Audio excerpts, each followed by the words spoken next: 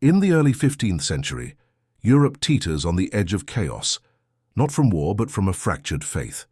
Two rival popes, one in Rome and one in Avignon, claim the throne of St. Peter, splitting Christendom. Each excommunicates the other, backed by opposing factions across the continent. The Church, the very heart of medieval Europe, is in disarray, and the crisis is about to deepen.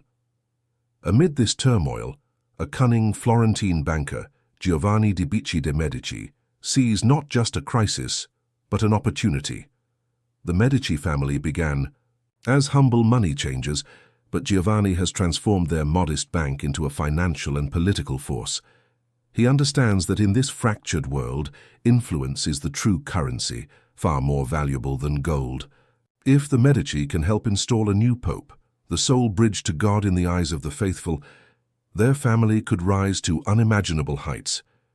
The challenge lies in choosing the right candidate to replace the two warring popes.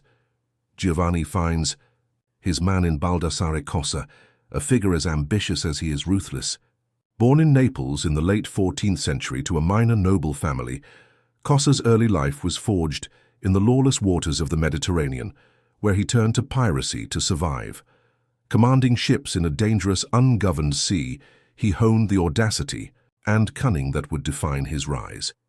Eventually, he abandoned piracy for the Church, studying canon law at the prestigious University of Bologna. By 1402, he had climbed to the rank of cardinal, but the crisis of two popes, Gregory XV in Rome and Benedict III in Avignon, offered him a path to even greater power. Cossa's ambition alone isn't enough. He needs wealth to fuel his campaign. Enter Giovanni di Bicci de' Medici, whose aspirations match Cossa's own. Giovanni sees the immense potential in backing Cossa. If he becomes pope, the Medici Bank will gain unparalleled access to the Vatican's vast wealth. With Medici gold, Cossa buys the loyalty of key cardinals, securing votes through bribes and whispered promises. When the conclave gathers in 1410, Cossa emerges victorious, crowned Pope John XXIII, the third pope in a fractured Christendom. Rather than healing the schism, John XXIII's election deepens the crisis, cementing an unprecedented three-pope standoff. But for the Medici, it's a triumph. Giovanni gains control of the Vatican's financial accounts, tying the Medici name to the heart of the Church. Though the three-pope crisis eventually resolves, the Medici's foothold in the Vatican endures, granting them influence that will shape generations. A Florentine banker, once obscure, has bankrolled a pope, propelling the Medici from local players to power brokers, setting the stage for Florence's transformation and the Renaissance to come. By the late 1420s, Giovanni de' Bicci's health begins to fade, marking the end of an era. For years he has groomed his son Cosimo to carry the family forward. Cosimo de' Medici is a man of quiet intensity, known for his sharp mind and humanist education. He has cultivated alliances with Florence's intellectual and artistic elite, preparing to step into his father's shoes. In 1428, Giovanni passes away, and Cosimo takes control of the Medici Bank, setting his sights on power and a legacy beyond Florence's walls. But trouble is brewing. By 1433, Florence stands on a knife's edge. The Medici's rise threatens the city's elite, particularly the powerful Albizzi family, led by Rinaldo degli Albizzi. The Albizzi, one of Florence's oldest families, view Cosimo not as a rival, but as a danger to their control over the Republic. During a period of financial and political instability, Rinaldo rigs an election, stacking the council with loyalists. He then accuses Cosimo of treason, luring him to the Palazzo della Signoria under false pretenses. Cosimo is arrested and imprisoned. In a cramped cell in the Signoria's tower, Rinaldo intends to execute him, but Cosimo's connections make this risky. Instead, the council opts for exile, believing it will dismantle the Medici's power. Exile, however, is merely a setback for Cosimo. From Venice, he rebuilds his influence, leveraging wealth and alliances. Meanwhile, Rinaldo's rule falters. His authoritarian tactics and costly wars drain Florence's treasury, alienating the merchant class and nobles alike. By 1434, pressure mounts to recall Cosimo, and he returns triumphantly, greeted by cheering crowds. Cosimo wastes no time consolidating power, reshaping Florence's governance while maintaining its republican facade. He commissions artists like Donatello, Fra Angelico and Michelozzo, transforming Florence into a cultural powerhouse.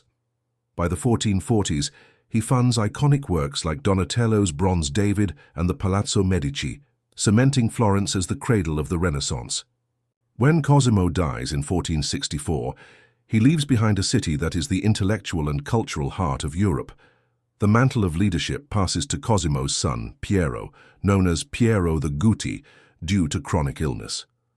Piero's reign is brief, and in 1469 at age 53 he succumbs, leaving the Medici dynasty at a crossroads. His sons Lorenzo and Giuliano are young, with Lorenzo just 20 taking the reins. Lorenzo, known as the Magnificent, is determined to uphold the Medici legacy, but he faces a crisis unlike any before, a conspiracy that threatens not just his power, but his life. The Pazzi family, a rival banking dynasty, and Archbishop Francesco Salviati, backed by Pope Sixtus IV, plot to overthrow the Medici. On April 26, 1478, during High Mass at the Cathedral of Santa Maria del Fiore, the conspirators strike. Attackers stab Giuliano to death, but Lorenzo escapes with a minor wound, thanks to quick reflexes and loyal supporters. Chaos erupts, but the plot unravels as Lorenzo's allies rally the city. The conspirators, including Salviati and Francesco de' Pazzi, are captured and executed, hanged publicly from the Palazzo della Signoria. Lorenzo emerges stronger, establishing a council of loyalists to secure Medici control while maintaining Florence's republican image. He uses taxes to reward allies and fund public projects, winning the people's support. Lorenzo turns his attention to culture, patronizing artists like Michelangelo and Leonardo da Vinci. Under his guidance, Florence becomes the epicenter of the Renaissance, producing art and ideas that define an era. But when Lorenzo dies in 1492, his son Piero inherits a city on the brink. Unlike his father, Piero is unprepared for the challenges ahead, and a new threat looms. In 1494, French King Charles VIII invades Italy with a formidable army. Piero's indecision proves disastrous. He surrenders key territories, enraging Florentines. As unrest grows, a Dominican friar, Girolamo Savonarola, emerges as a moral crusader. His fiery sermons denounce Renaissance excesses and the Medici, declaring Charles VIII God's instrument to punish Florence. Savonarola orchestrates a theocratic government and the Medici are exiled, but his rule is short-lived. In 1498, the Vatican, threatened by his power, has him executed, his ashes scattered in the Arno River. The Medici find a new path to power through the Church. Lorenzo's son, Giovanni de' Medici, becomes Pope Leo X in 1513, leveraging Medici wealth to secure the papacy. His lavish reign, marked by patronage of Raphael and Michelangelo, nearly bankrupts the Vatican. To raise funds, he ramps up the sale of indulgences, sparking outrage from Martin Luther, whose 95 Theses ignite the Protestant Reformation. Leo's cousin, Giulio de' Medici, becomes Pope Clement VII in 1523, but his reign is marred by the 1527 sack of Rome, a brutal attack by Emperor Charles V's forces that devastates the city. Clement installs his son, Alessandro, as Florence's ruler, but Alessandro's tyrannical reign ends in 1537 when he is assassinated by his cousin Lorenzo. Florence descends into chaos until Cosimo Re de' Medici, a distant relative, rises to power. At just 17, Cosimo proves a formidable leader, crushing opposition, building a loyal military, and expanding Medici territory by conquering Siena. In May 1569, he is named Grand Duke of Tuscany, elevating the Medici to near-royal status. Cosimo's rule transforms Florence into a true powerhouse, but his son Francesco lacks his vision, and the Medici's influence begins to wane. In France, Catherine de' Medici, raised under Popes Leo X and Clement VII, becomes queen consort through marriage to Prince Henry. After Henry's death in 1559, she rules as regent for her young sons, navigating France's religious wars. Her role in the 1572 St. Bartholomew's Day massacre, where thousands of Protestants are killed, cements her ruthless reputation.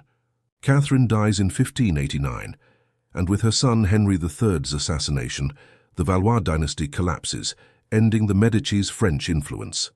By 1737, the last Medici ruler, Gian Gaston, dies without an heir, and Florence falls to Austrian control. The Medici's banking empire and political dominance fade, but their legacy endures. From commissioning Renaissance masterpieces to shaping modern Europe's culture, the Medici were not just rulers, they were architects of an era, mastering the art of power like no family before or since.